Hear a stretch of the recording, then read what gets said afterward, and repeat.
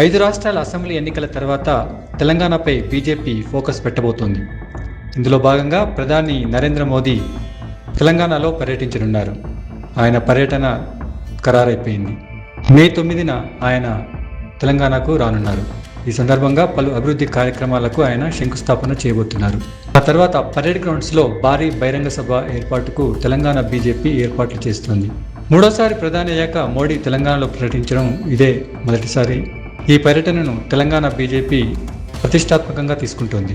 కొంతకాలంగా అంతర్గత సమస్యలతో సతమతమవుతున్న తెలంగాణ బీజేపీకి మోడీ టూర్ కొత్త జోష్ నింపే సూచనలు కనిపిస్తున్నాయి. తెలంగాణలో రాజకీయాలు ఇప్పటికే రసవత్తరంగా మారాయి. ప్రధాన పార్టీల మధ్య నువ్వా నేనా అన్నట్టు పోరు జరుగుతోంది. ఇటీవల ముఖ్యమంత్రి రేవంత్ రెడ్డి, కేసీఆర్ బహిరంగ సభలతో తెలంగాణ పొలిటికల్ హీట్ ఎక్కింది. ఇదే సమయంలో మోడీ కూడా ఎంట్రీ ఇవ్వనున్నారు. దీంతో రాజకీయం మరింత రసవత్తరంగా మారబోతోంది. ఇటీవల మహిళా బిల్లు డీలిమిటేషన్ విషయంలో రేవంత్ రెడ్డి కేంద్రంపై తీవ్రస్థాయిలో విమర్శలు గుప్పించారు. ఈ నేపథ్యంలో వస్తున్న మోడీ ఎలాంటి విమర్శలు చేస్తారన్నది కూడా ఆసక్తికరంగా మారింది.